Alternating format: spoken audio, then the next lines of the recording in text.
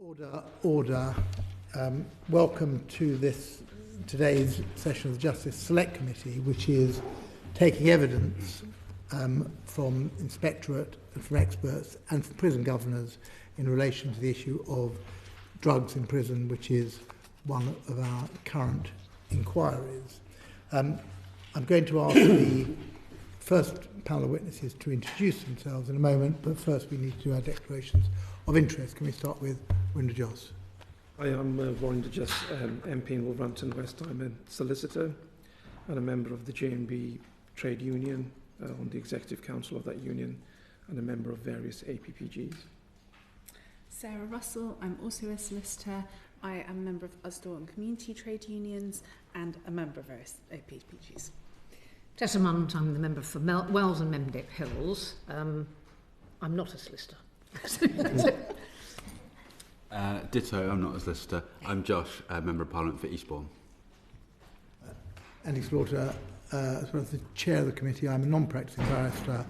I'm a patron of two justice-related charities, the Upper Room and the Hamilton Law Centre, and I'm also a member of the GMB and Unite. Hello, I'm Lindsay Farnsworth, Member of Parliament for Amber Valley. I am a non-practicing solicitor formerly of the Crown Prosecution Service. I'm a member of various trade unions, and I'm the mission delivery champion nationally for the Safer Streets mission. Good afternoon, I'm Pam Cox. I'm the Member of Parliament for Colchester, and my interests are as declared on the register.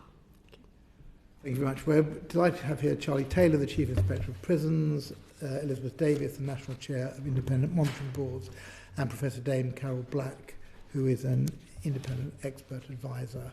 We have, first of all, we've set you an impossible task, which is to give us your thoughts, three of you, in about an hour. And then we're going to say the same thing to the prison governors who are sitting in on this session, and who will join us at 3:30.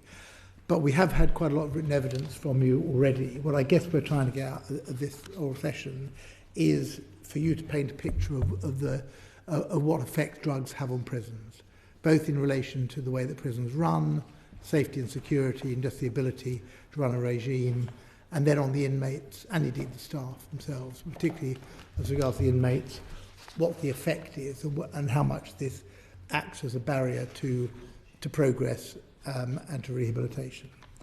So could I perhaps ask you to give a general statement first of all, perhaps explaining your particular involvement in this and what you see as the key issue with drugs in prisons and tackling that at the moment. So we start with Dame Carol. Thank you very much. That's my job at the moment, is the independent advisor to the government on combating drug misuse.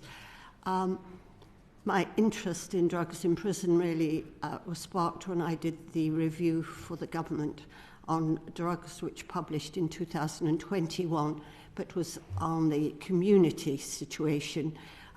Excluded from that review, I wasn't allowed to look at prisons. And then a few months after the review was published, 3 ministers asked me to do an internal review, which I believe you now have. It has been made available to you. I looked at the care of drug-dependent people in this secure state. My brief was not to look at the use of drugs which came into prison, although, of course, I was very aware that there were drugs coming into prison, but to look at how we look after and rehabilitate those who are sent to prison because of a drug offence. That is where my main interest lies, and that is where I believe I could be of most help to the community. I did just note in my original review that drug-dependent people going into prison, it was about a third of prison places, but also when I wrote my review, about 13% of other prisoners who had no drug problems when they went to prison developed them, and I believe that figure has now jumped from 13% to, I think, about 24%. So there are people who go into prison with no drug problem but acquire one. Thank you. Charlie Taylor, His Majesty's Chief Inspector of Prisons. My biggest concern at the moment with drugs at the moment is the ingress of drones, which I think is a paradigm shift because where in the past you could only get into a prison what you could chuck over the wall or what you could get through the gate in some shape or form, which limited the amount of drugs that can get in. What we're now seeing is drones able to deliver bespoke packages of drugs, mobile phones and other contraband directly to individual cells. So the technology's got more sophisticated. The amount of money that organised crime is making from drugs has increased, and they've now become a real target. And of course, it isn't just drugs that we're worried about, other things such as weapons getting into prisons as well. So drones has a big effect.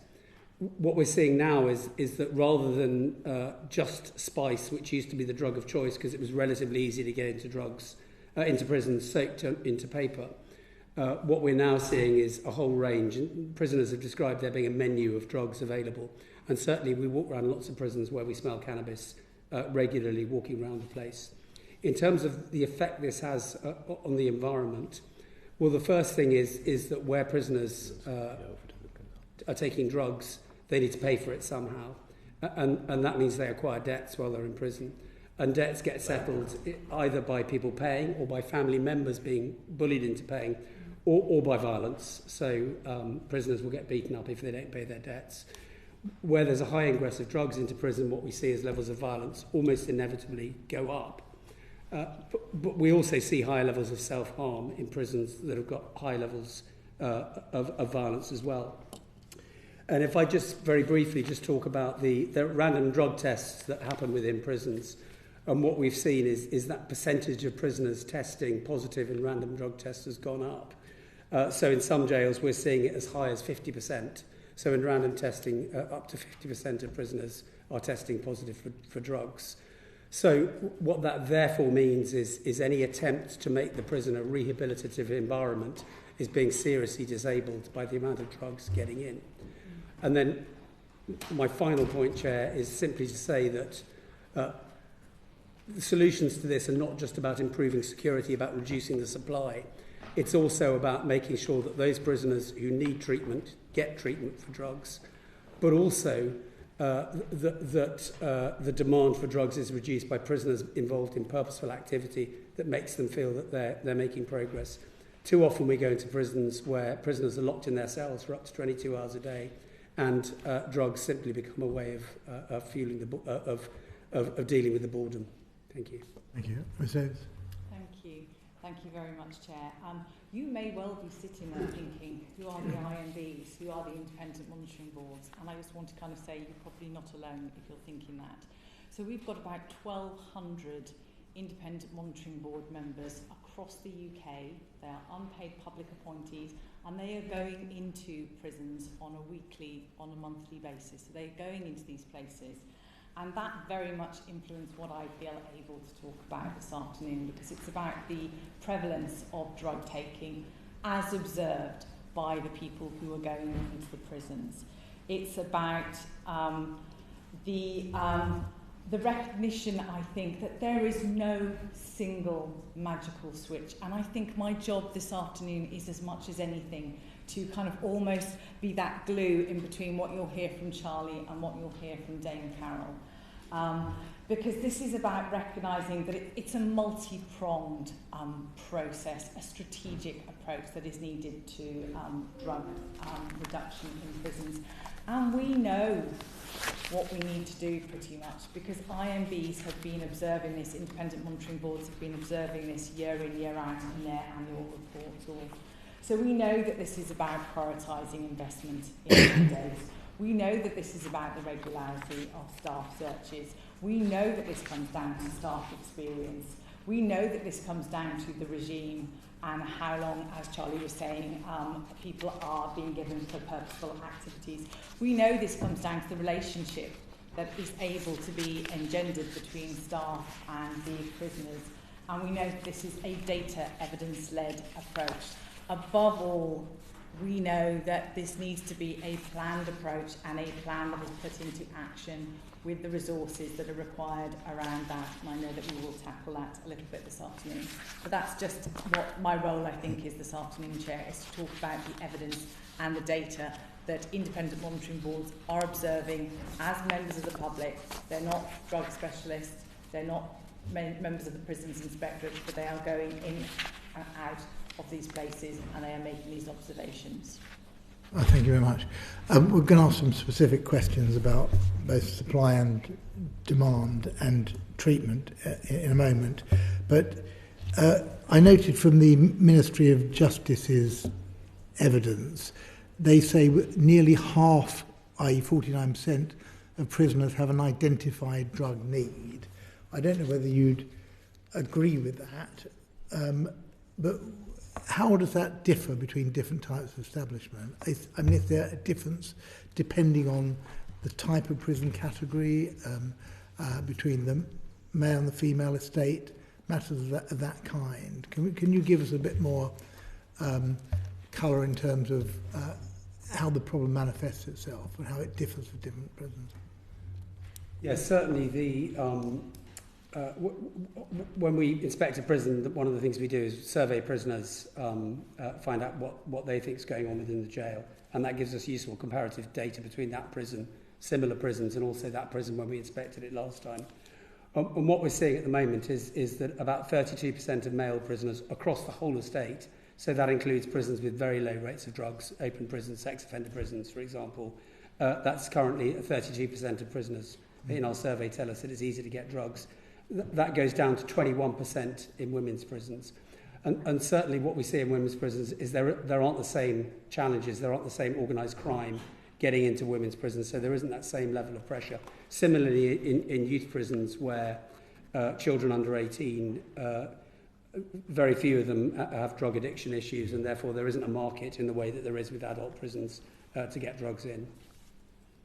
Is the market so endemic that it's almost impossible to cure now? Because I mean, sometimes I get the impression, talking to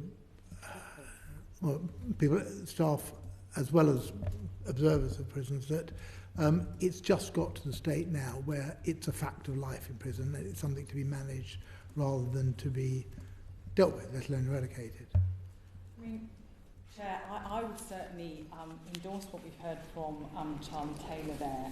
Drug use is endemic across all aspects of the prison estate.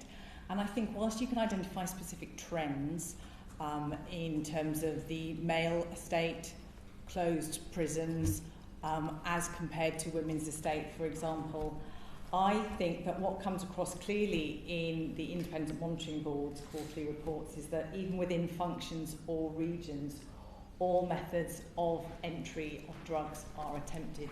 So you've got sort of certain patterns emerging, but I think it's key and it's important to recognise that actually drug use is endemic across all those different elements of the estate. And indeed it will be interesting to hear later from the prison governors, for example, because my understanding is from IMBs that use of drugs tends to be the most prolific reason for why somebody's returned to the closed estate, for example. So it might be something to explore further later. Okay. I'm going to pass over to Tessa Munt and Josh Babarinde now. Thank you. Charlie, I was just going to say that you called for urgent action to tackle the drones problem for both drugs and weapons in prisons. And I just wondered, what do you think the government should do to address this? When it comes to drones... Or maybe not even the government, forgive me. No, who needs to do something and what? Well, I think it's a combination of the police, the prison service, prison governors, and also security services as well. So this is across the entire spectrum. And I think it varies between, at one end, kind of whizzy technological solutions which help to identify drones and to be able to deal with them. And at the other end of the spectrum, it's just getting the basics right. So, for example, making sure that when staff do checks around the prisons, they check properly. So if prisoners are about to go out into the exercise yard, our staff checking the exercise yards is clear of any packages beforehand. Similarly, with things like the AstroTurf pitch, what we've seen is that the drones have actually flown in and dropped packages that are wrapped in AstroTurf. We've seen them wrapped in grass clippings. It's also about things like making sure the grass is cut so that there aren't places where things can be dropped. And in the middle of, between the technological stuff and the very basics, you also have security measures. So it's making sure that the gate security is as good as it can be to prevent things like staff corruption. but also making sure the physical security is good as possible. So the windows can't be breached. And what we found at Manchester Prison is they had windows, many of which were broken. They replaced them with new Perspex windows. Very quickly, prisoners had realised they could burn holes through them with the element from their kettle. So they've now got new windows at Manchester Prison, which, fingers crossed, will be unbreachable. Things like having netting in place, and again, in lots of prisons we've come across, the netting has collapsed for whatever reason. And also making sure things like CCTV is working well. And finally, just good liaison between the prison and the police. And we see that in lots of jails now, where I think things have got much better. Things like AMPR cameras, automatic number plate recognition cameras around the place, in order that they can deal with organised crime. But the problem is that often these drones are flying from much further afield than they would have done in the past. So it's a broad spectrum of things, as ever with security, that helps to bear down on the problem. I think it's worth as well recognising, so with something like drones, one of the key preventive measures is around windows, as Charlie Taylor has alluded to there. But that requires resources, that requires an investment, and that requires a prioritisation around it. So it's absolutely right. HMP Manchester has recently prioritised windows. But what about before then? And what about all the other prisons that have problems with their windows? Because that is an issue. Yeah. Yes. Can I just ask you to talk a little bit about netting, because certainly we've done a prison visit where there's been stuff like tennis net, you know, you just throw something burning into it and it will whopping hole and in you go. But there is almost always on the boundary there's metal grid stuff. Why don't we do something like that? The issue with netting is that it can be effective, and it's effective particularly where you have staff supervising it very carefully, so that if it does catch on fire, staff can deal with it quickly. It's incredibly expensive to put netting that has a wire component into it. But the other thing is it's also very heavy. So when you're trying to screw it into very old, crumbling Victorian prisons, actually the danger is the whole wall comes down as well on top of it. So netting does have its place, but it has its place amongst all the other security measures as well. Okay, fine. Thank you. Thank you, I think. Yeah. Oh, go on. Just on that point, would you mind if I came in on that? We're talking about prison facilities and maintenance. So I understand the MOJ has returned a certain number of millions of pounds unspent on the capital budget because supplier failure on prison expansion and maintenance programmes. Is that having a bearing on the ability to secure prisons, would you say? I don't think the contracts were specifically, and I'm not an expert on this, were specifically to do with security matters, but they were to do with things that can help with security. So, for example, I know that in one prison in Surrey, they were replacing what's known as night sanitation with proper in-cell sanitation, so that prisoners would have lavatories in their cells. That can be a source of prisoners being able to get access to drugs because they can move up and down inside the wing at night potentially. So yes, anything that affects the capital spend inevitably has a knock-on effect, but probably less directly from that budget on security. Okay, thank you. We've spoken about drones, and drones are, I guess, here in the here and now as a form of technology that we haven't been able to bust. At some point, based on some of the investment that's been discussed, we might be able to get on top of that. In the meantime, those who seek to smuggle drugs in prisons will have identified something else. Do we know what that something else of the future might be, and what needs to be done to tackle it now? Well, I think there's a big playbook of ways to get stuff into prisons, and it's a well-established playbook. I mean, the other day I heard, and this may not sound it, but it is encouraging news from one particular prison where they were stopping drones from getting in, and where drones were getting in, they were searching cells very quickly and therefore being able to deal with the problem before it got dispersed around the prison. What they're then seeing is an increase in throwovers. That means just stuff being chucked over the fence. Well, actually, you can get far less over the fence, and it's far less accurate than drones. So actually, in terms of the level of problems, governors would far rather be dealing with throwovers than they would be with drones coming in. But I think the key point there is about that adaptability of methods. And this isn't necessarily about kind of being future looking as well, because this is about recognising that in some instances you're talking about people are going back to what used to work in the place of, for example, drones. Independent monitoring boards will talk about the fact that those involved will consistently adapt their methods. And as Charlie's talked about there, one of the boards talked about a prison recently. So it had a widespread cell search. That was effective. And as Charlie's alluded to, as a result, throwovers were greater, different routes are being identified. Other boards are reporting a creativity of smuggling methods.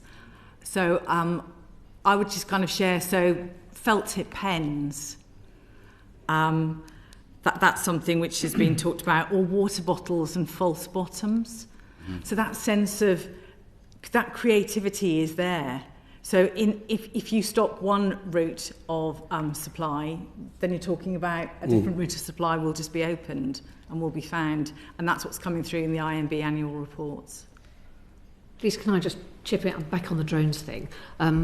So the no-fly zone that was introduced in January 24, yet the number of sightings has gone up like that. Did it just not work, or what? Well, I mean, they're criminals, so they don't follow the law. No, you're right. You're absolutely right. But where it's useful, but where it is useful actually is if people get nicked, they then face a much stiffer sentence as a result of it. And we've seen lots of examples of that happening. So where they are able to catch people who are involved, actually it has been useful from that point of view. But it hasn't actually stopped. As one would expect, it hasn't stopped people trying to get stuff in. And to what extent are we, or could we, be better harnessing that kind of innovation from, so I take my career before this, I used to support kids out of crime and into employment. And one of the things we tried to do was to harness their innovation, but flip it for something more positive. Is there work that could be done to work with folks who have been in prison, maybe help to facilitate drugs in prison, etc.? They're turning over a new leaf now, and they might be interested in using their innovation and their knowledge of how it all works to support us to bust this in the first instance. Is that work being done, and how could it be turbocharged if not? I think that work is being done. I'm not the best person to talk about where it's being done or kind of the preponderance of that being done. But I think IMBs have a growing amount of evidence around the importance of, I suppose what I would put it as, the importance of the staff and the prisoner relationship. So it also comes down to kind of making sure that there's time to develop that relationship. And that kind of obviously alludes to something that kind of, from what you're talking about, that's about prisoners when they've gone through the gate. But actually, when prisoners are still inside, there is something that can and is being done, and that's an important part of the best practice piece. Charlie, I don't know if you find... Yeah, I mean, I think you have some extremely entrepreneurial people in prison. They're making lots of money. They've got a lot of time on their hands, and they are constantly thinking about ways in which they can breach security. And they've got connections, good connections with organised crime on the outside. So it is really difficult. It's really frustrating that talent isn't being used in a more productive way. It takes me back to my point about reducing demand for drugs. And actually, if prisoners are involved in purposeful activity that they feel is really going to affect them, not while they're in prison, but actually what they do when they come out, then that's where you begin to reduce people's reliance on both criminality, but also on drug taking.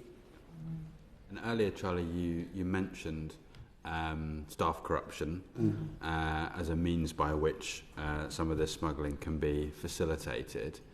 How do levels of staff corruption, on or around the prison estate compare with, say, levels, in airport security, etc.? Is there a particular problem securing our prison estate, or is it something that's consistent across similar sectors? I wouldn't have expertise about airport security, but I think when it comes to prisons, most staff are not corrupt, and I think it's worth saying that. Most staff do an amazing job in what are incredibly difficult circumstances, but it only takes very small numbers of staff to be involved in corruption to cause enormous amounts of problem within a prison. And you'll hear from the governors later on about some of the challenges that they face. But what we see is that the age profile of staff is reduced. So you've often got some very young, very inexperienced people coming into prison, sometimes who have been alive for less time than individuals who have actually been in prison that they're caring for. And I think often the prisoners know much more than the staff do. And sometimes in some jails we go to, the supervision, even the supervisors are pretty inexperienced as well. And of course, that's where staff can easily be corrupted. So you get things like sort of good cop, bad cop intervention, where a couple of prisoners will start really trying to bully a staff member, and then a very charming, very nice person will come along and kind of call them off and, you know, tell the staff member that they're okay with them and they'll look after them and that sort of thing. That's the first stage in the way in which corruption can happen. Thankfully, it's very rare in prisons, but it's common enough to be a major problem. I want to put on record, and I'm sure members of the committee would agree with me, that folks who work in our prisons and across our criminal justice system are good eggs in the main. Absolutely. I'm interested, though, the point you made around, and I appreciate you're not an expert in airport security. It seems to me, though, to be something missing if we're not looking for weaknesses and strengths in other parallel systems that we could learn from. So has that piece of work been done, to your knowledge? Not to my knowledge, no. I mean, I think the difference is you in some jails you have very high turnover of staff. And also I think the potential for kind of instant reward is very much there within prisons as well. So much money can be made. The markup is incredibly high on any contraband that gets into the prison, that it means it's such a lucrative market for people. I think there's also the issue of the budgetary constraints, and it would be interesting to when you talk to the prison governors and prison services. So airport-style scanners, they're incredibly expensive, so that's something which would have to be prioritised over something else. And one of the things I hear from other boards is they're noting that security measures that would be helpful, such as airport-style scanners, they're not being implemented. Why? Because of budgetary constraints. Yeah, understood. It seems to me, I mean, there are a bunch of hypotheses there that we've discussed, and they sound very credible, but it sounds like we haven't tested those. And that might be some work that needs to be done. I'll hand back to you, Chair. Thank you very much, Josh. And we'll now go to Joss. Yeah, so we've established that the demand for drugs in prisons has increased, and that's why various methods, such as the increase of drones, are being used. Are there any particular reasons as to why the demand has increased for drugs in prison?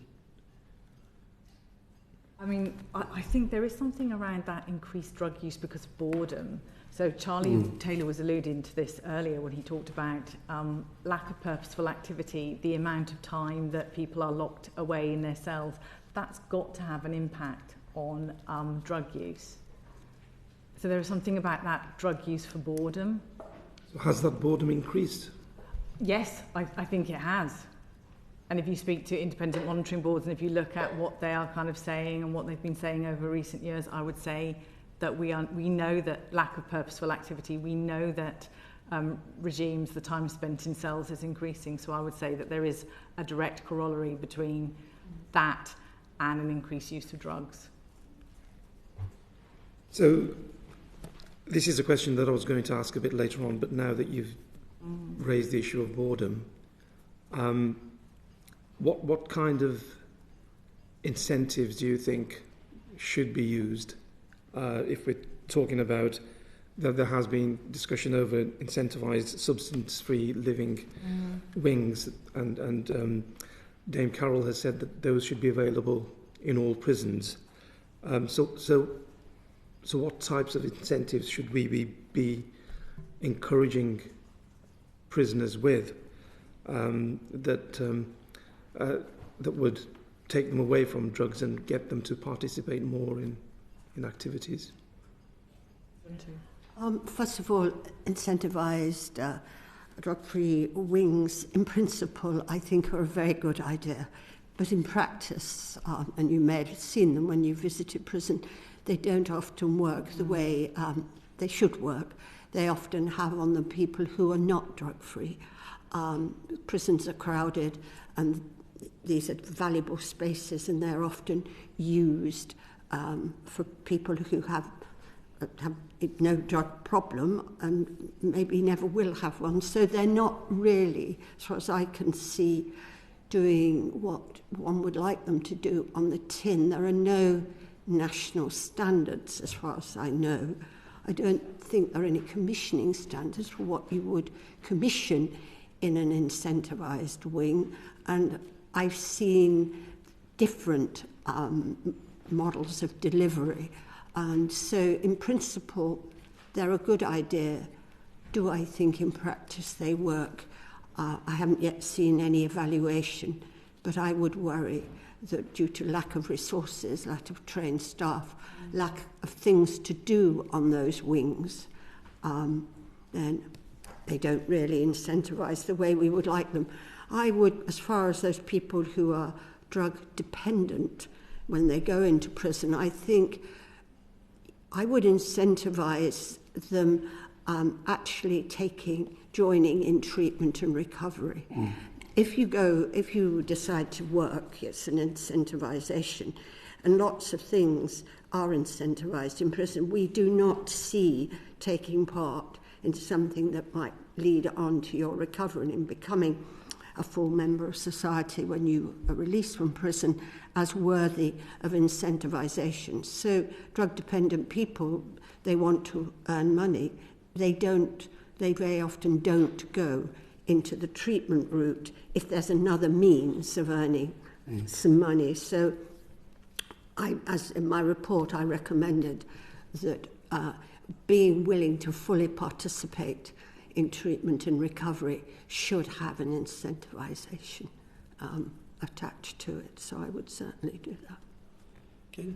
Just add one thing briefly to that, which is I think I've come across two examples of what I think are really, or what the team have thought are really effective drug-free wings. One at HMP The Mount near Hemel Hempstead, and one in HMP Cardiff, where they are drug-free, which is essential, that they're selecting the right prisoners, i.e. prisoners with addiction issues for the wings, that they are properly focused on recovery, and that staff are trained and have the right expertise. So we have got some examples where things are working well, but in a lot of prisons what we find are those drug-free wings are not drug-free. Staff haven't been properly trained, and quite often they're being used as kind of glorified enhanced wings for well-behaved prisoners rather than those who have addiction issues.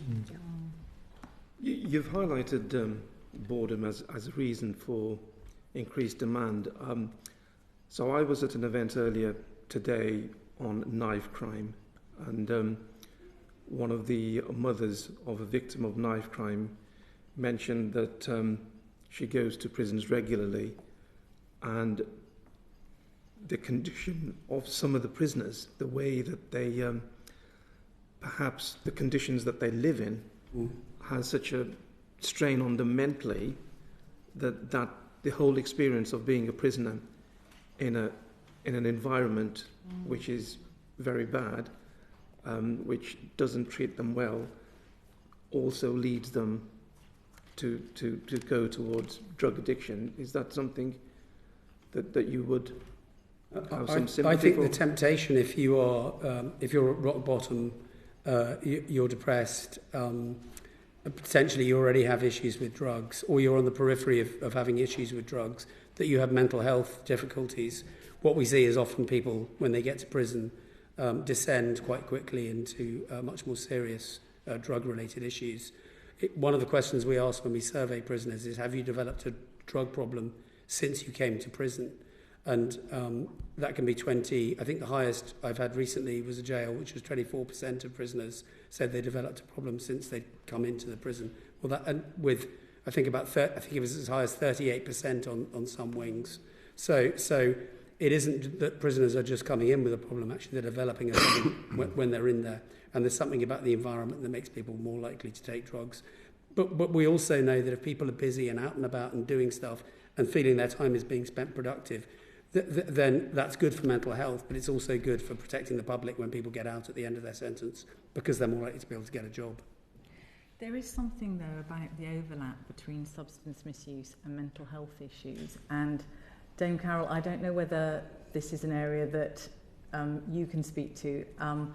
We often reflect on the implications from a provision of mental health as distinct to kind of, if you like, the causal side of things. But I don't know if you've got any thoughts on that.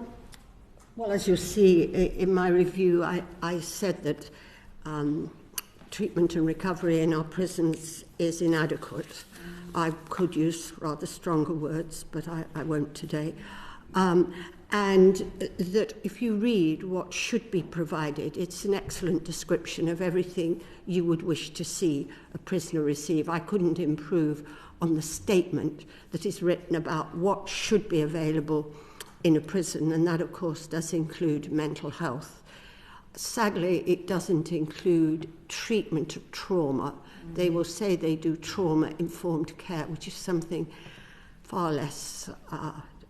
it's different, and it's certainly not what a traumatized person needs as ongoing treatment. But what I discovered in doing the review was the forms are filled in wonderfully. There's very good form filling in our prisons, and all the boxes are ticked, and you will see very regularly when I asked to see where people referred to mental health support, did they need counselling, the boxes were always ticked.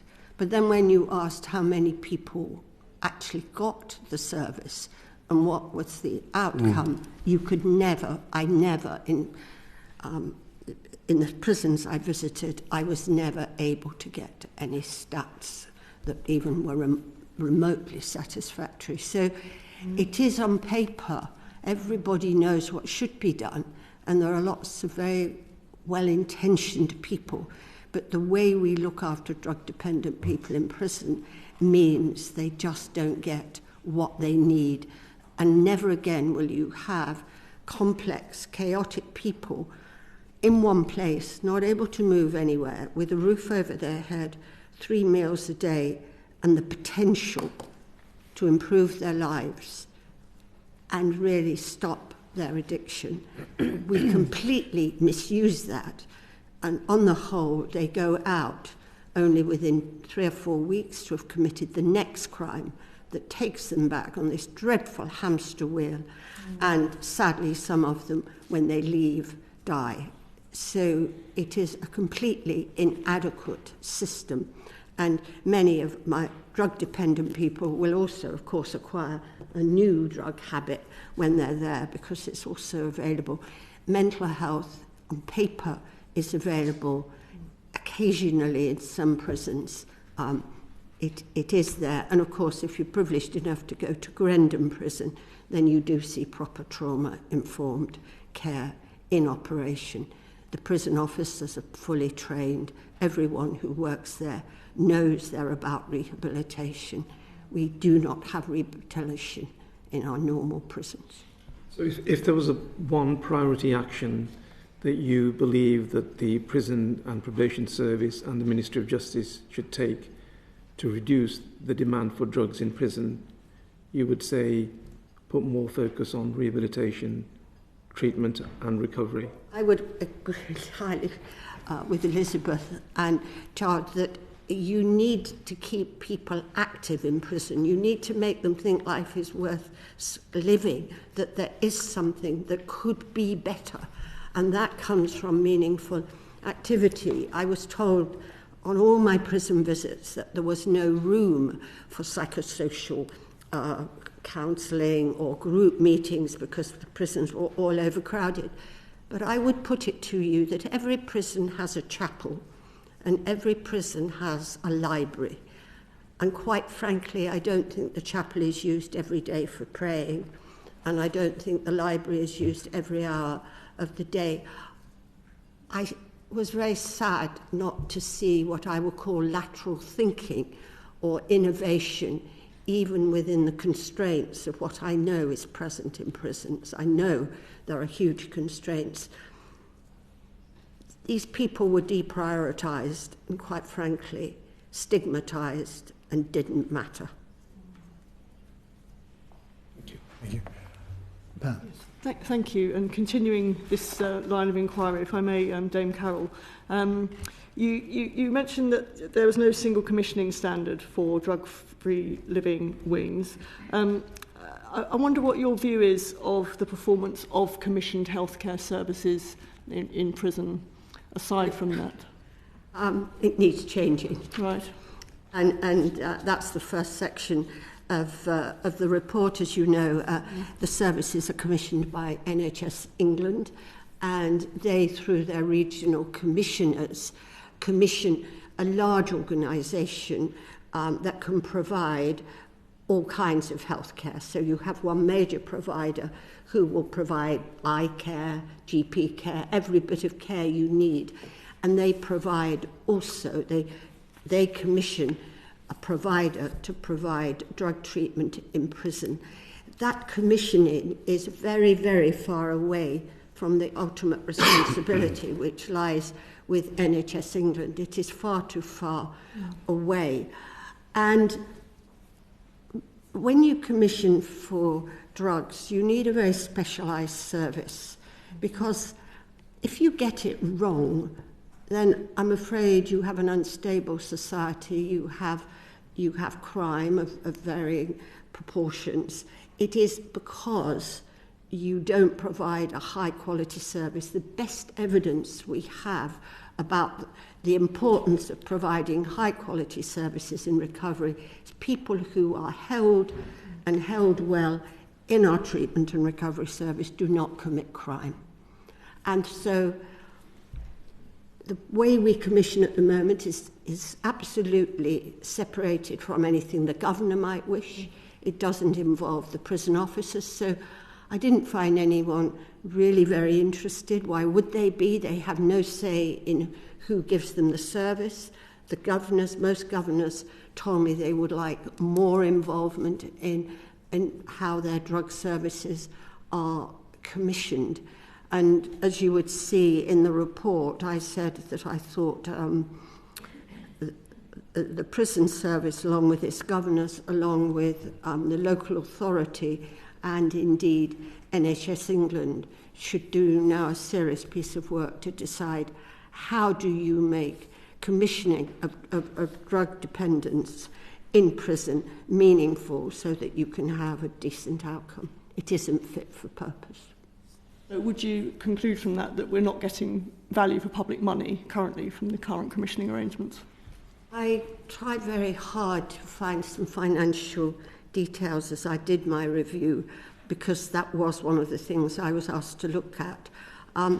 It was very difficult to get the right financial information because I was told it was commercially sensitive. Mm-hmm. But what I did manage to get was I managed to find out how much money in each region was spent on mental health and drug dependency in our prisons.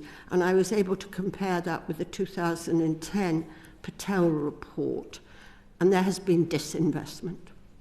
That's interesting. I saw, Charlie, you were nodding there. Do you, as Chief Inspector, do you feel you have access to data on the commissioning process and the performance thereof?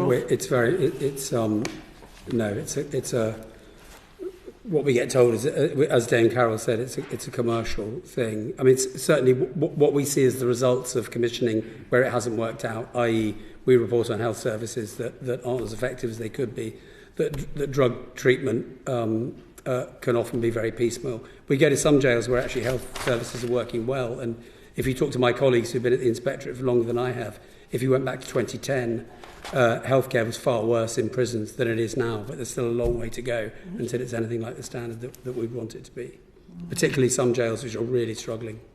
Thank you very much. And one more on this area. I met recently Dr. Caroline Watson, who is the Royal College of GPs champion for healthcare and secure environments. But do you think there's a role there for GPs, in that regular GPs, to play more of a role in the sort of public health setting in our jails? Yeah, I mean, you may be aware that, say, 15 years ago, our GPs played a much bigger role, both in the local community and in the secure estate, in the care of drug-dependent people. The number of them that have been engaged in that activity has been dwindling now for the past 10 years. They very much want that to change, and I would be fully supportive of that changing, because it is yet another avenue. We're so short of the workforce, particularly medically qualified workforce, psychologists, trauma care. It would be extremely helpful. I do know that at the moment the Department of Health and OHID are now beginning to work. There is a group of GPs chaired by Dr. Kate Halliday, and I'm hopeful that from that work we will see some progress, because they could make a contribution, and I believe many of them would like to. Okay, thank you. Much. Could I just get back to when you were talking about incentivised substance-free living wings, and we have come across these. Generally speaking, both staff and the prisoners spoke well of them, that they were more stable environments, that there might have been some rewards that you wouldn't have got in other wings there. But from what you said today, I was saying what Dame Carol and Shai Taylor have said today, they don't work particularly well, or we don't know whether they work or not. So I think you mentioned two that you could recommend as functioning. Dame Carol, you said you didn't think there had been any inquiries into... Is that to whether they operate effectively or whether they produce results? I presume that there must be a plan of evaluation. I can't imagine you set up something like this without having an evaluation programme, because it's a new intervention. I haven't seen anything that's published. I think there are now, Charlie will correct me if I'm wrong, probably 80 of them. Yeah. Out there, and I, like Charlie, 80, I think. I've been to one very good one where it had all the features that Charlie recommended. The last prison I visited in January, they know what they want to do on it. They've got a wing, but they haven't got the right equipment for it. They haven't got the right staff, and they can't really run it. But there's nothing wrong with their intention and their desire and their hope. And that was so poignant in the prisons, that the staff who run the treatment and recovery services, they're good people. They want to do the best thing, but their lives are spent either filling in forms. They're very good at filling in forms. That takes up a lot of time. They fill in 3 forms on every drug-dependent person, collecting pretty similar data on paper, and they take it to their office to fill it in on the computer, and the rest of their time is spent giving out daily methadone, because there are a lot of prisoners who require it. It's a stigmatising thing, I think, to be queuing for methadone, and you're also visible to the drug dealers in the prison, because they can see who you are. And one of the things I recommended in my review, which I would recommend to you, all prisons should have an adequate supply of long-acting buprenorphine, Buvidal, which could be started in prison months a month. They could go to work because they're not queuing for their methadone, and it gives you back some of your life, and it gives you, on the whole, a smoother control. It needs to be continued when you leave the prison. Can I just add to that on Buvidal, because again, I think prisoners talk about, because it has a long-term effect, you can have a monthly injection, and therefore, as Dame Carol says, you're not standing in a queue every day. It also doesn't have the same psychoactive effect as methadone does either, so that you're not high which means you're more able to join in purposeful activity. But what we find quite often is prisons are giving out Buvidal and it's working really well.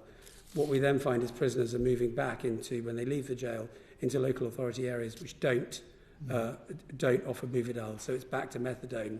And then it's back to all the problems that we see with people on methadone. And that's incredibly frustrating. It just, well, I want to go back to drug-free wings, but just on that point you raised, whose responsibility is that to ensure that, because we hear this in a number of respects, that what happens in the prison is not continued by the probation service or whoever outside? I presume NHS England within the secure estate, and it would be the local authority who are responsible for the supply of Buvidal in each local authority. I think you could, we're getting to the point where you could almost make a case almost that it ought to be nationally available. You know, it shouldn't be a postcode lottery.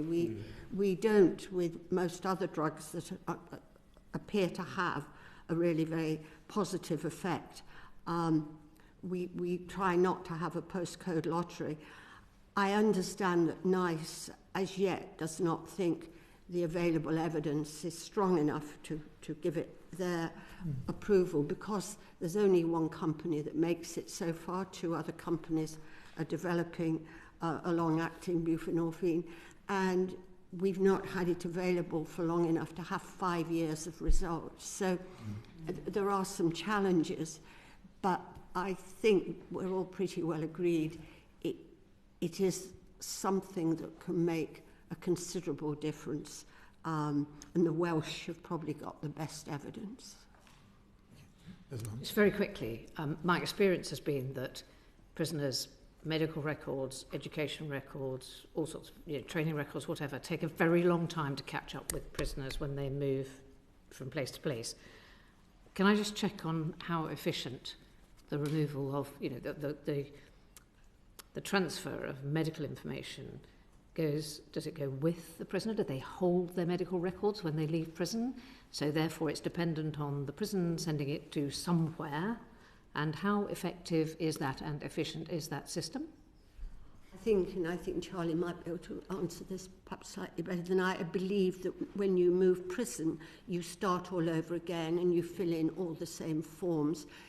You'd see in my review I recommended that a drug-dependent prisoner should have, I don't know whether I want to call it a passport, or as something that they own, and that they say as they go into prison what their aspiration is about their drug dependency.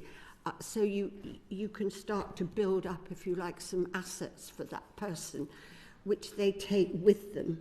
And I don't see why they can't take it with them, because it would make such good sense. Wouldn't it? Sorry, if I may ask a supplementary. So I'm intrigued as to how it is that the local authority knows that somebody's popped up in their area with a need for care of the nature that you describe. Well, very briefly, leaving prison for a drug-dependent person, there are at least 6 either individuals or bodies that participate in trying to get someone safely from the secure estate into treatment in the community. It varies from prison to prison how well this is done. It is done much better in the north of England than in the Midlands and the south. And that information travels in a rather strange way, as far as I can see, from inside the prison through what's called PNAP. You know that, Charlie, better than I. It goes to the community probation officer, who then is supposed to make sure it gets to the treatment provider. In the review, you'll see I recommended that this should be simplified. The 3 people you really need is the treatment inside the prison service, the treatment in the community, and the community probation service are the 3 crucial things. But there are 6 groups involved, and their commuter systems on the whole don't talk to each other. They're all very well-intentioned people, and they all want the prisoner to leave going to their treatment appointment. But we know that an awful lot through, and the number of deaths, I'm sure you're aware, the number of deaths in that period of 3 weeks after leaving prison for drug-dependent people has been on the increase. Thank you. Just on that point, the other thing is it depends who picks you up at the gate. Oh, yeah. So is the person who meets you at the gate, is that person a good influence, or are they going to take you off back to the nearest drug dealer, or are you going to go out homeless, in which case you're then reliant on trying to survive on the streets, and that may involve you selling drugs or being a victim of whatever drug you can get your hand on. So finally, do you think that drug-free wings are successful? They're obviously popular if there's 80 of them now in existence. I take the point, and it's fine, I don't think we did know, that are you saying that prisons put prisoners who are not drug-free onto those wings just in order to make use of the space? Yeah. And which implies that there aren't enough people who go willingly onto them.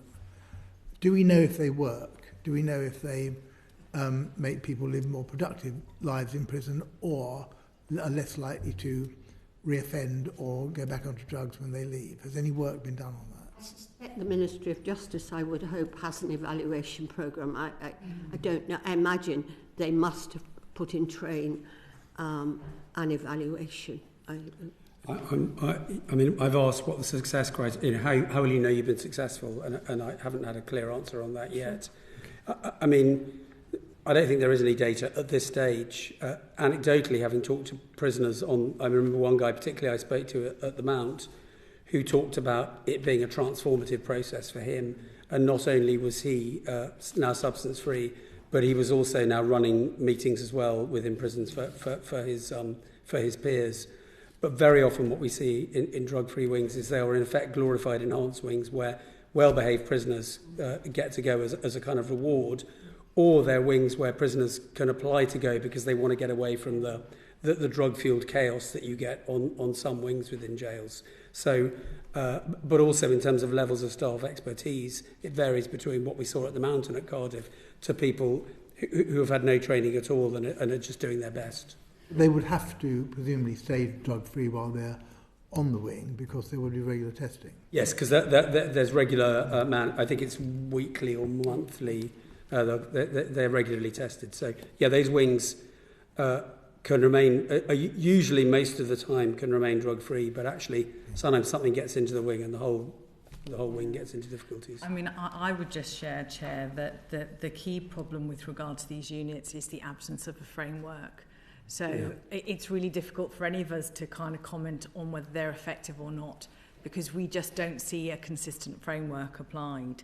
And in the absence of that consistency, they're too vulnerable to being disrupted by the population pressures. So we are absolutely seeing, in the likes of Coldingley, for example, unsuitable prisoners are placed there, cells are doubled up, or they are simply derailed because drugs become readily available, for example, as in Long Lartin.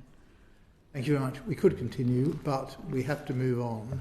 I'm going to suspend the meeting just for 2 minutes while we change over panels, and then we'll go on. Please feel free to stay if you wish, but equally if you need elsewhere to go, then thank you very much for your time and expertise.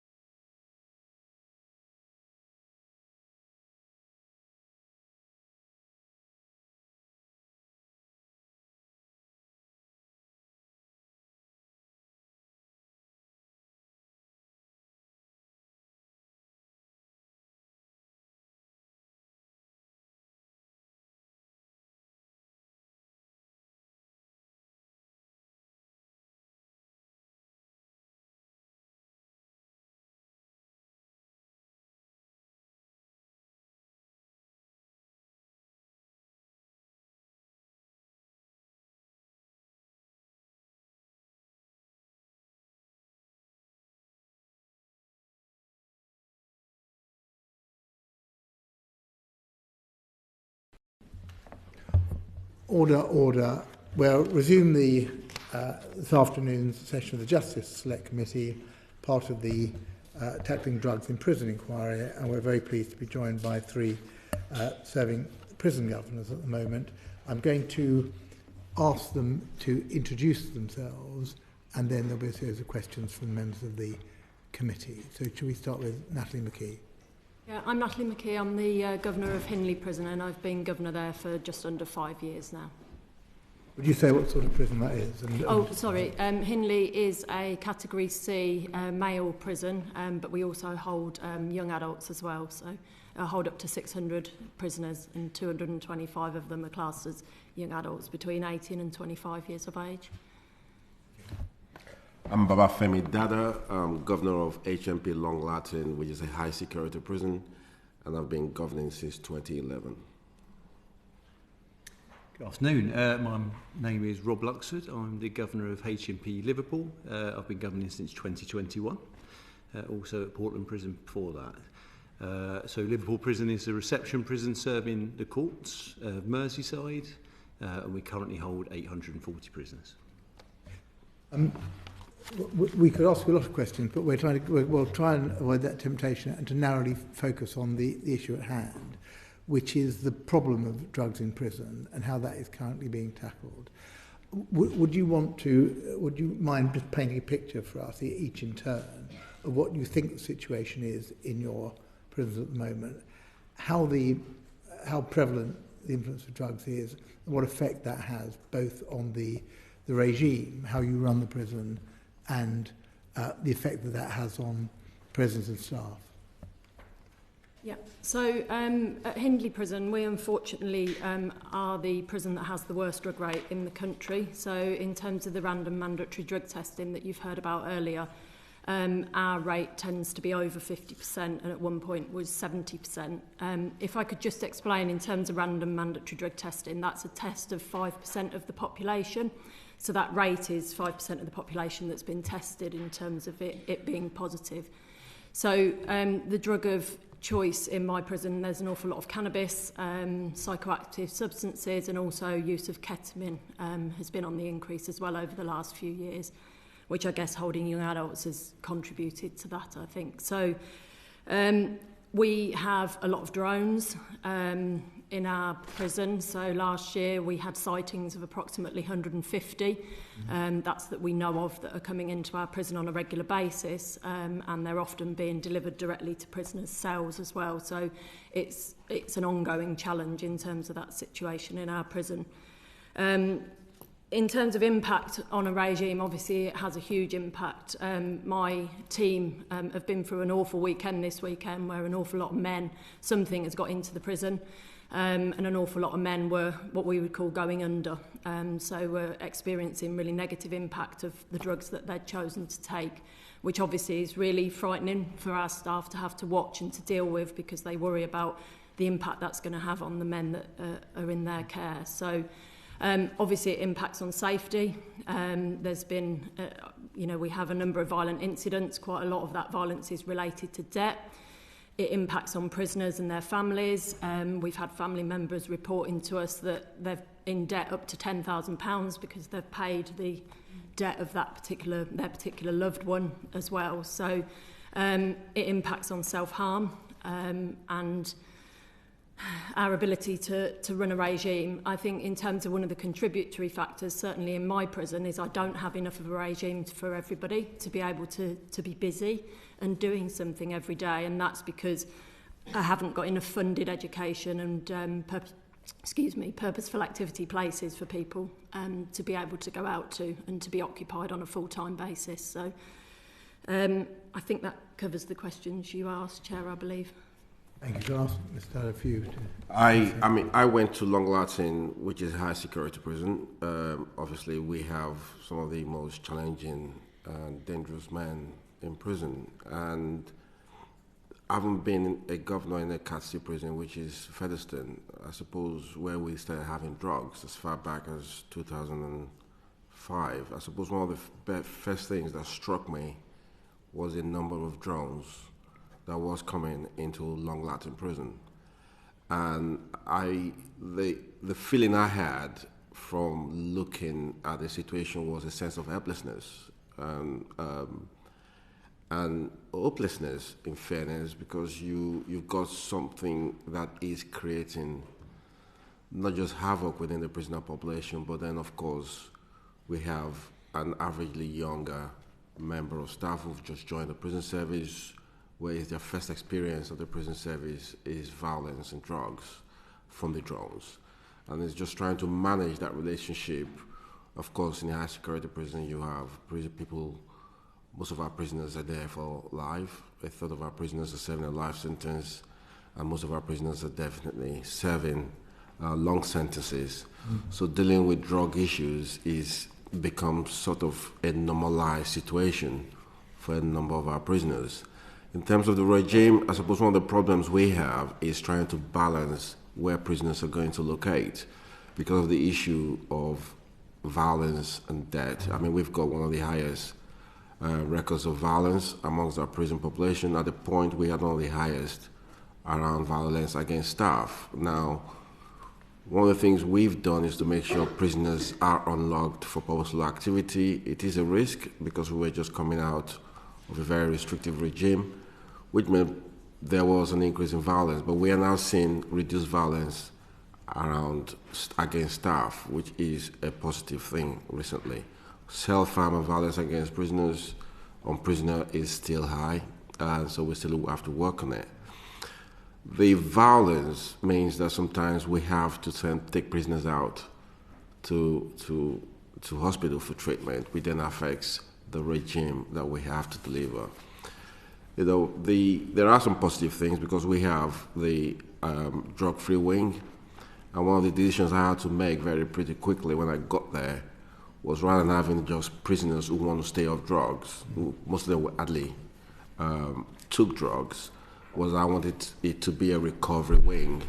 And so from around January last year, we started building a recovery wing where we now have prisoners with drug problems. And I've had the opportunity now to increase the space, because it's a 30-bed, and we're trying to increase it by 6 cells. So now the reality is we have a drug problem. We are now seeing that we're seeing some reduction from around 27% random test to 23% as of last quarter. So, but we're also increasing some of the work. But I have some facilities Natalie doesn't have. So I have extra security at the gate. It always has been there because of the high security. So we've been able to do some work in trying to make the drugs stop coming through the gate. And I think, in a way, that also pushed it towards the drones. It is difficult to manage, but I think some of the work we are doing, and of course we will hopefully in the closed session talk more about it, is that some of those work will hopefully try and deal with the issue of drones. But I need to be very clear, dealing with the drones doesn't stop it. So we've got to continue to work hard to try and deal with the issue of drugs in prison. Thank you. Mr. Luxford. So very reflective of what you've heard from the colleagues. Being part of a reception prison with a high churn of prisoners through the system from the courts adds extra pressures. Unfortunately, drugs does impact on a daily basis. If that's people under the influence who are having to be cared for, or drone incursions and throw-overs, they're regular parts of our business. So that can have an impact on regime. I think it's been really well explained already. We've took some learning. I think, as Babs has spoke about, what we learned around IFSL units. I think we tried to go very big, and we tried to make one of our big wings into an IFSL unit. I think we've learnt from that and doing things smaller, better, with better outcomes is some of the learning we've took from that, especially when you're seeing the high churn of prisoners coming through the prison. So, yes, I think it's our daily business, and it is a challenge. If it's not too much of a general question, what do you see as the biggest barriers to reducing drug use at the moment, and how would you like to see them overcome?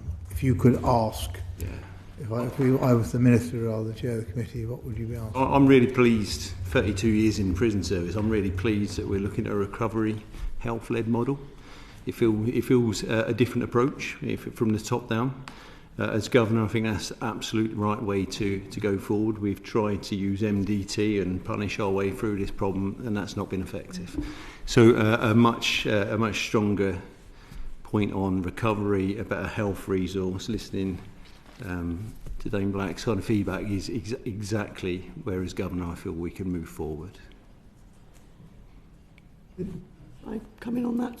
Thank you so much. On that question of barriers, Natalie, I was quite struck by what you said in your opening remarks, that you felt you didn't have enough education, workplace or purposeful activity places in the prison. Which providers are contracted to deliver those in your prison? And do you feel, as a governor, you've got enough influence over the day-to-day delivery of services offered by those providers? So only part of it is contracted out, and that's the education service. So that's contracted out to Novus in our case at the moment, and I sit on the contract meetings for that. And ultimately, it's the governor's curriculum in terms of what we design and what we offer.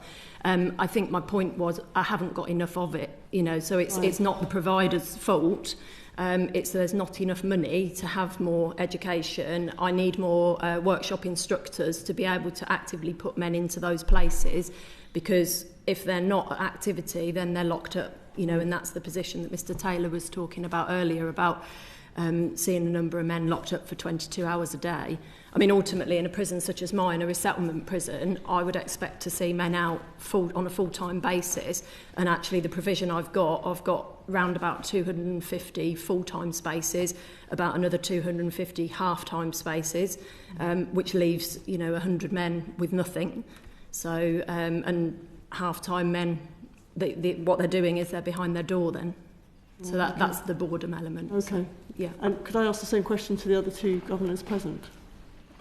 I get some of mine is a personal opinion about barrier. I think it's very complex than pinpoint one particular area of running a prison to stop drugs. I mean, I remember when I joined in 1991, we didn't have a focus that much on purposeful activity actually in the prison service, and there weren't that many drugs, or at least we're not aware of the drug issues we have today.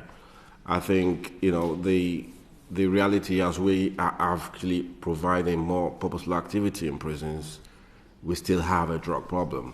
So I think what has significantly changed in the last 33 years, especially in the last 15 years, has been the ingress of drugs has increased.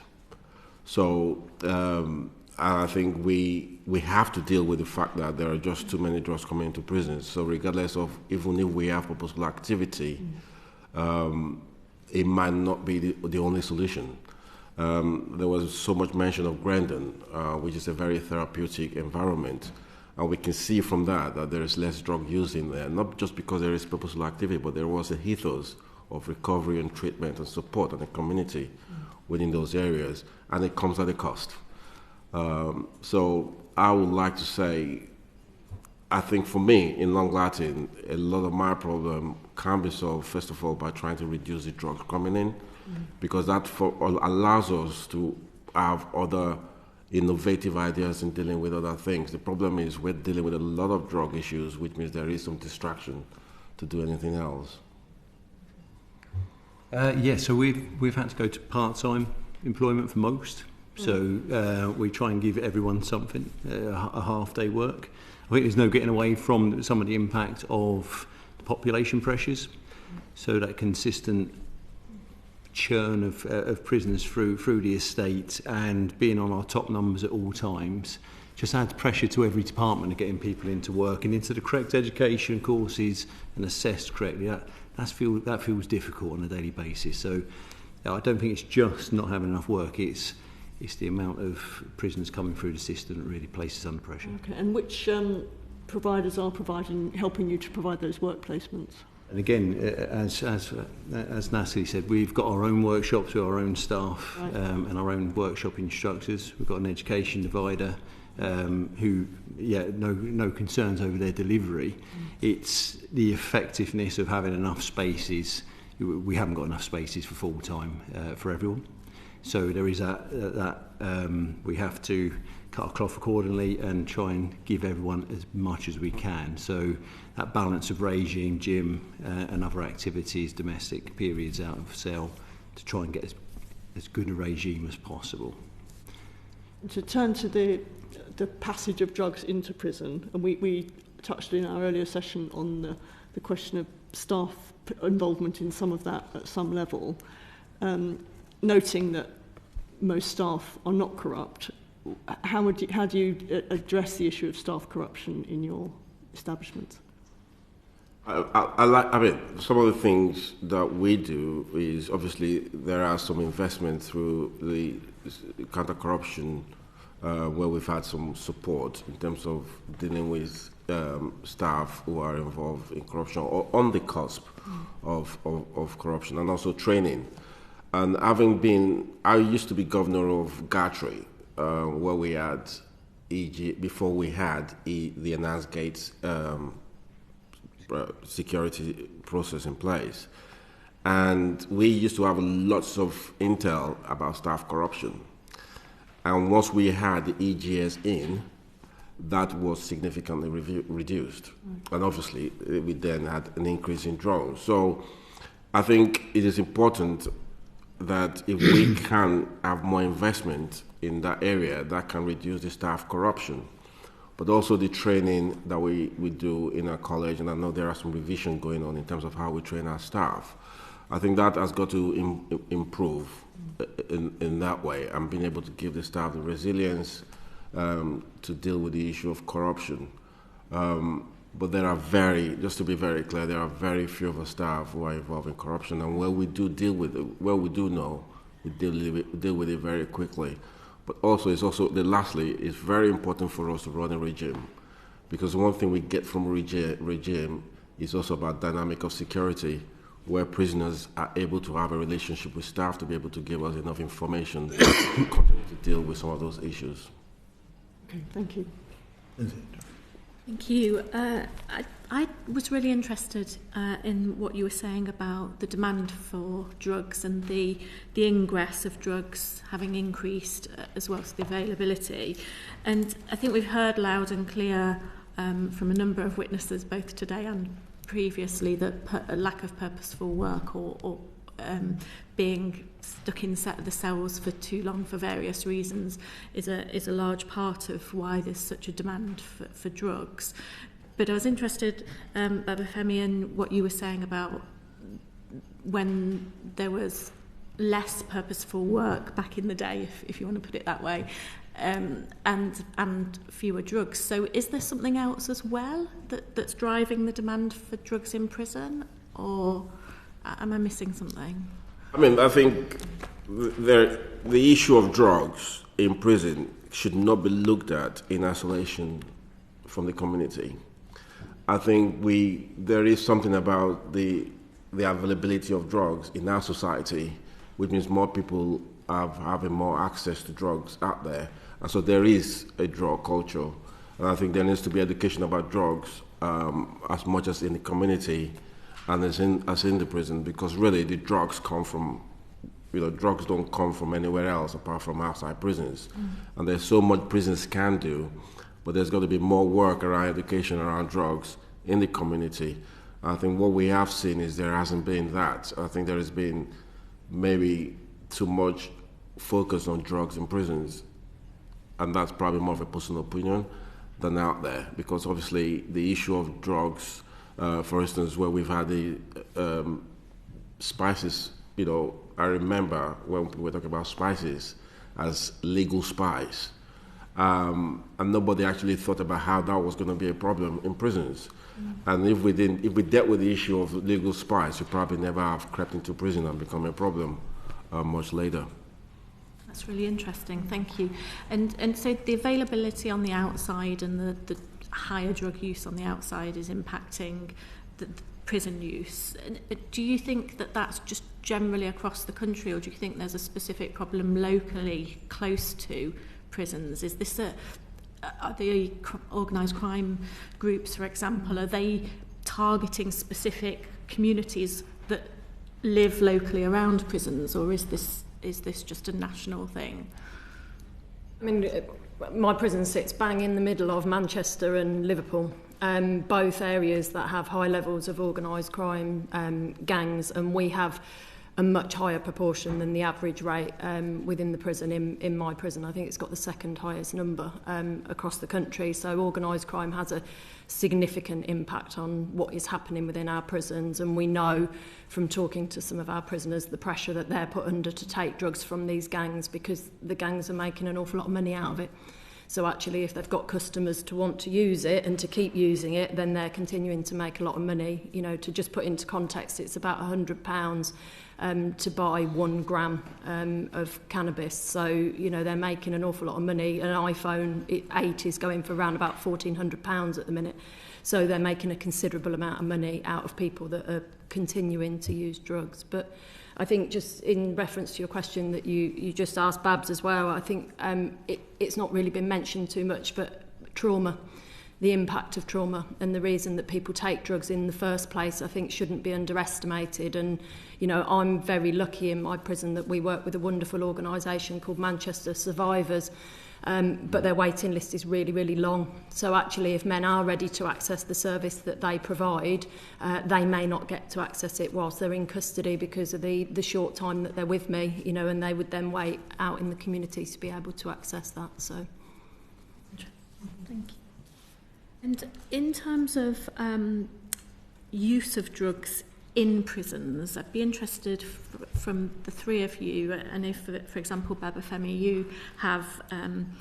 you have prisoners serving long sentences, and Rob, you have people coming and going, and I'd be interested really to hear whether you think there are any trends with longer serving prisoners and the use of drugs, or the desire, the demand for drugs, and likewise how it models in terms of those that are coming and going. So this is the first prison people come into, straight from the street, straight from the police station into Liverpool. We see lots of people with addiction problems, dual diagnosis, alcohol and drugs. Makes it really complex. First night, just keeping people well. Yes, and that continues. Short sentences don't help. So that continuation of use during short sentences, going back out into the community, is clearly prevalent within Liverpool. I think it changes. People leave Liverpool, usually end up with Natalie at Hindley, and that organised criminal element absolutely impacts. I think the other part I was going to add to that, from the traditional way of how you pay for drugs, you know, that used to be quite difficult, quite a system we could see of either on phone calls making payments or through letters, or, you know, the complexity of now, you know, use of mobile phones and technology just makes everything so much more difficult on following that payment process through. But definitely something we see around the drug use straight from communities into prison for sure. I suppose the long-term prison, I've been very lucky to have governed in different prisons, female prison, young offender prison. When I was with Governor Warrington, I don't think that was a ready market for organised crime or any individuals to sell, because children normally don't have the money or the funds, and certainly won't be able to convince their peers to pay for their drugs. So when you come into the adult prison, especially adult closed prison, I think the sentence length could have an impact on individuals, because obviously they're looking at a long time in custody. I think where there is demand, and where there is prisons is a demand, it provides the demand, and so there is a pressure for supply. Where there's an opportunity to supply, there will be individuals that obviously will be involved in taking drugs. So I'm not too sure how much the longer sentence will have an impact, because actually you will expect the high security prison that people should not be taking drugs in there anyway. That's what people will think. But it's the same people that, some of my prisoners will end up with Natalie as a Cat C prison. And so, some of our prisoners do move around. And I think the biggest, I think Rob mentioned that earlier, I think the biggest change for us, especially for the long-term prisoners and the kind of crimes some of our prisoners are involved in, is that the technology, the easy way of getting drugs paid for, and of course, easy way of making money in custody through illicit economy meant it's made it easier for there to be a ready-made and captive audience for drugs. And so we just have to continue doing the job we do to try and reduce the demand for it, but also to try and prevent access to drugs and to our prisons, and not think about whether the sentence length is really the matter for it. If I can just switch now to drug strategy, because you just sort of started to touch on that. I'd be interested to hear what your drug strategy, it's probably a detailed, but maybe just a summary of your drug strategy in each of the 3 settings that you're in, and also anything that you're really proud of in terms of what you've done to reduce the rate of positive drug tests in prison, if that's part of your strategy, of course. So all of our strategies will have 3 strands to them, so reducing demand, building recovery, and restricting supply as well.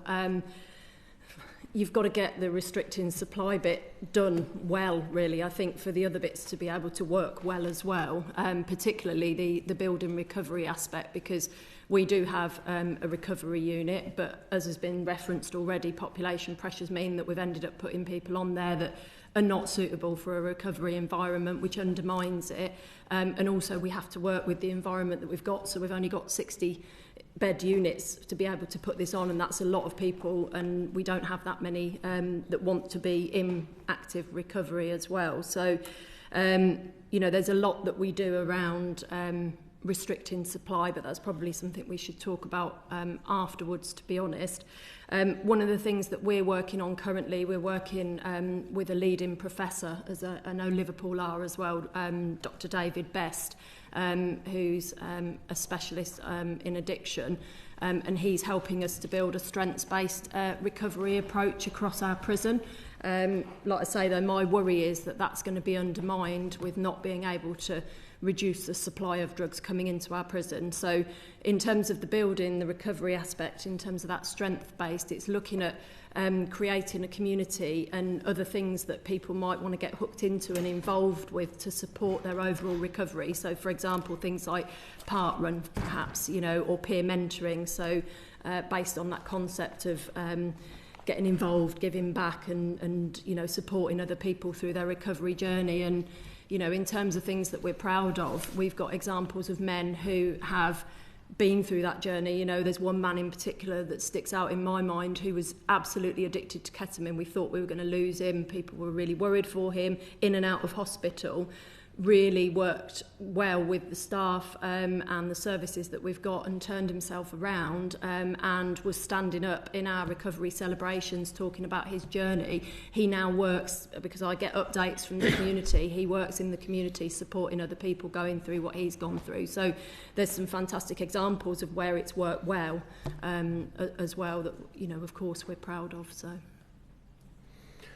I think like I said before, when I went to Lartin, I changed our strategy to dealing to recovery, because we have a drug problem. I think one of the things that, I mean, it's only a 30 bed, but I've been able now to get another 6 bed, so some cells were being converted. And one of the things that is very important is the governor drives the strategy, and it's very important to note that. And in my case, one of the things I did was made it very clear that we will never compromise that unit. So if you're not, even if we have problems with accommodation and population, we have to fill that up with people who have problems with drugs. So we've done that. And one of the things we have also done is we work very close with our substance abuse provider, so which is Inclusion. So they work very closely with our ISFL, and of course the prison service. I'm one of the prison service has given funding for a drug strategy manager who is on my senior management team. And so it's been led from there. And on a monthly basis, we do have training shutdowns where members of staff in the prison have got to go through some drug strategy awareness program so that we try to provide support for prisoners, not just those on the recovery wing, but also on the wing. So we've introduced things like drug support intervention plans for prisoners to try and encourage them as a pathway to our recovery wing. But we also have some work which we work with the Alcoholic Anonymous, the Cocaine Anonymous to come in. And we're beginning to see, one or two prisoners, and I just received a letter. I've been receiving a letter from a family about a particular prisoner. For the first time, that prisoner has now agreed to go on a recovery wing. Look, the reality is the funding requirement and the support is not within my gift. And we will do what we've got control of as government to try and reduce the drug issue within our prisons. But if whatever opportunity we're given to deal with it, I'm pretty sure we will. And I'm proud of the work we are trying to do within Long Lartin. And we have seen a slight drop in the random drug test. And of course, other things we also do suspicion testing for our prisoners. And also we are now doing incentive-based, rehabilitative-based punishments for our adjudications where prisoners who have taken drugs are offered work in the prison to be able to clean up or do things rather than just punish people because of that, because they've been found guilty of taking drugs. So we're just trying to do everything, of course, and of course, purposeful activity is a priority in my prison where prisoners must go to work. Yeah, and I think it's important to reflect on what we do get right. The fact is, I think we've become desensitised to drugs and the issues of drugs in prisons. So staff deal with it daily. You see people suffering from the effects, and it can desensitise. I think it's desensitised us all. So trying to find the good, and Natalie's mentioned the work we're doing with academic leads, and David Best can reset your mindset. I've got the luck of having a small unit, which I think is going to be a lead for incentivised substance-free living. We celebrated last week with the families of the men living on that unit, so they got to celebrate, and we issued certificates for staying clean, and them achievements have to be noted and have to be celebrated, and makes a massive difference to not just the prisoners but families as well to see that progression. So that's what we hold on to. Thank you. Thank you very much. Just before Josh, let's bring Sarah in. I just wondered what you've mentioned briefly about the role of families within this in various different contexts, and one of the things is clearly that family members are incurring significant debt associated with paying the drug debts of their family members. And I just wondered what work you do with families and or prisoners in relation to them taking responsibility for the impact that they have on their family members, and sort of how that dynamic all works, and whether there are opportunities there, without wanting to suggest in some way that the families are responsible for those men's behaviour, which I'm not. I think it's really difficult, and I think it's one of the ones we know what we know. So a lot of this goes hidden, and I think the payments are made out of our knowledge, and it's really difficult. So I think when it does come to light, if the issues are raised, obviously we work very closely with police colleagues in that support. We can do it for our safer custody departments of offering advice, support, and our support that's in place at visit times. So we've got our POPs leads. They can offer confidential advice and support as well to families. But there's no getting away from it. It's a huge challenge. Huge challenge. I mean, one of the things that is developing in the prison service is the policy on families and significant others, which means we're trying to build into everything we do to recognize that families have an impact can have a positive impact on prisoners and behavior. So it's not just, we do understand that with drugs, for instance, there is a big impact on self-harm. So we try to get families involved with prisoners involved in self-harm. In a visit center, we worked with our visit center provider, PACT, for instance, who also provides services with families to offer opportunities for them to provide and encourage them to provide information for the prison to help the prison in a very confidential way. It is very important to recognize that families play a part, because and there is a pressure on families when it comes to drugs. And even within the prison, we try to talk to prisoners and probably talk to them about the fact that this is an impact on your family as well. And so we don't underestimate the importance of families that can be involved in trying to deal with the drug issues. But we also recognize there are some families that are also part of the problem. So we try to make sure the prisoner is involved in some cases in that process. Just a very quick question, because I appreciate time is pressing. I take your point, Babafemi, that if drug usage has increased in the local communities, it is likely to spill onto what happens in prisons. But we heard earlier today that 24% of prisoners who weren't on drugs before they went into prison ended up being on drugs, nearly 1 in 4. Does that, as governors, does that surprise you? And if it doesn't, why not? I mean, does it surprise me? I suppose no, because we've been in prison long enough to know that the prison is a community in itself, and there are issues of peer pressure as well when it comes to things like drugs. And so, it is not unknown that prisoners do come sometimes, a number of prisoners come into prison without having a drug issue or never tested drugs, go involved in drugs, and then come into prison and they take drugs. And there are many reasons for that. And so, and we've had some of them here. It could be boredom. But I think it is a very difficult thing, because when people come into prison, people react differently into how they react to being in prison. And some people, it is a sense of hopelessness, and that then means that they are easily preyed upon by people who get involved in selling the drugs, because actually a large number of those who are actually dealing those drugs don't take those drugs. And so we just continue all we need to do is just try to improve the education for prisoners coming through.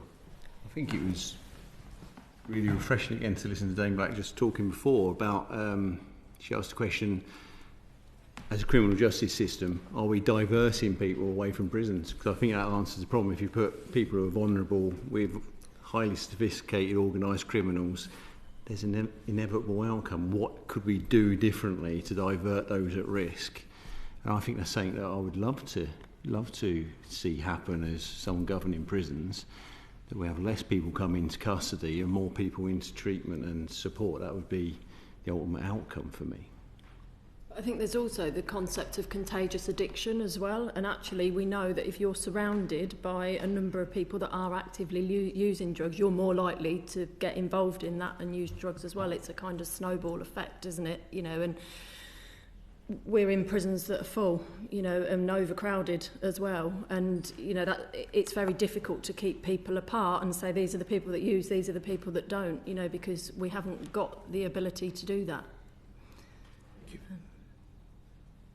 Thank you very much. Josh, I'm sorry to keep waiting. But No worries at all. Thank you so much for your answers so far. And in fact, you've covered a number of the things that I had some questions about. But I'd like to ask a little bit about training for prison staff, particularly prison officers, with a view to rooting out drugs within prisons. I know that the Unlocked graduate scheme has a footprint across many prisons, and it would be good to understand from you, based on your interaction with the scheme, to the extent you've had that, how successful that scheme is, you think, in creating the kind of culture, but also on the practical elements when it comes to tackling drugs within prisons. So I've got Unlocked grads at Liverpool. They're refreshing to have, because they bring a different dynamic. I think they've been great around culture. around creating a different culture within the prison, a different mind process, and you can also give them a good project to lead on, usually around specific areas. I don't think directly I could say they've correlated with a direct impact on the drug issue within the prison. I don't think that's happened. And I suppose it'd be wrong of me to expect that to have been within their remit. But overall, yes, I found the experience that they bring into prison is very positive.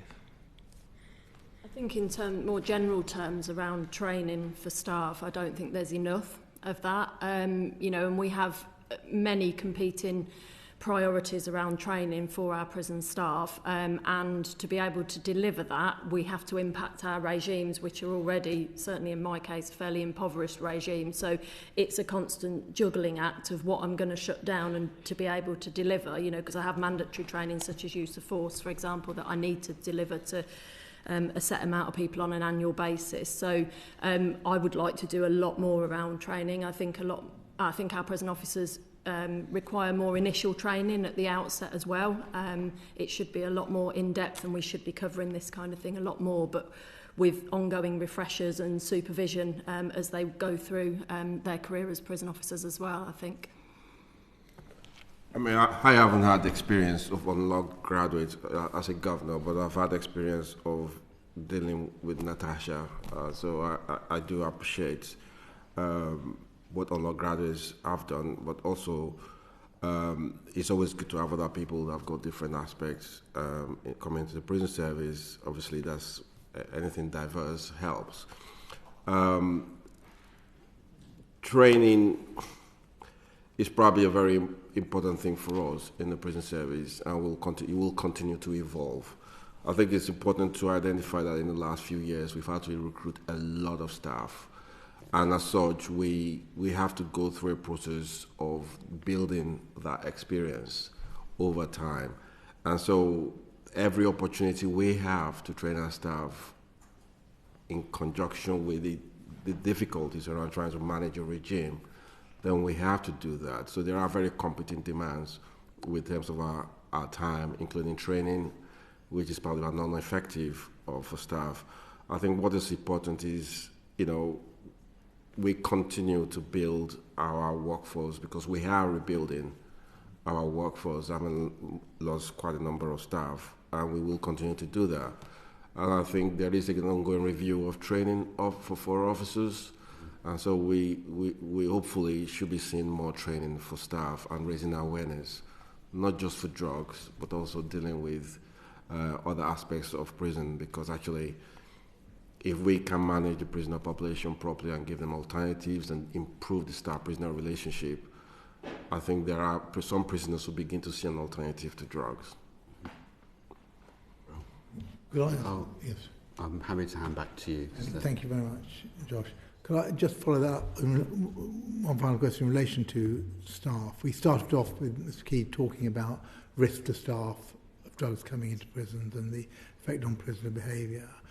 We've also said, not wanting to put you on the spot, Mr. Luxford, that there's been disputes between yourself and staff at Liverpool prison recently. Yes. Not the only one, but that clearly is a cause for concern. Can you tell us about that and whether it's now resolved?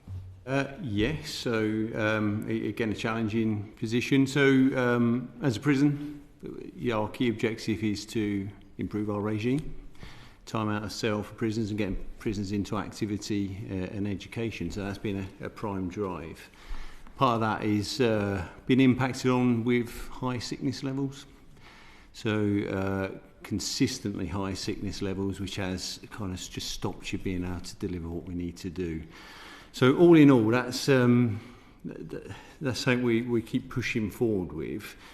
The impact over the last couple of months has been an increase in some violence. So the increase in prisoner-on-prisoner assaults during January was also matched with an increase in staff assaults, prisoner-on-staff assaults, which we've re-rolled the prison.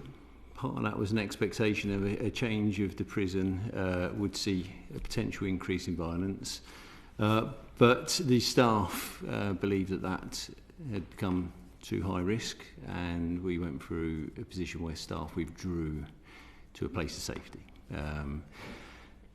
It was an incorrect use of the staff's ability to raise them concerns, so they hadn't followed a process of raising that through health and safety with myself, management, and through the unions. So it ended in a position where for a few days we did have an impact on the regime, a position where it became a lot of communication with the staff, with unions, to get people back into a full work. We've returned almost immediately to a full regime, and I'm hoping have moved past that point. So for the last 2 weeks we've been running a normal regime, prioritising getting prisoners into work and activity.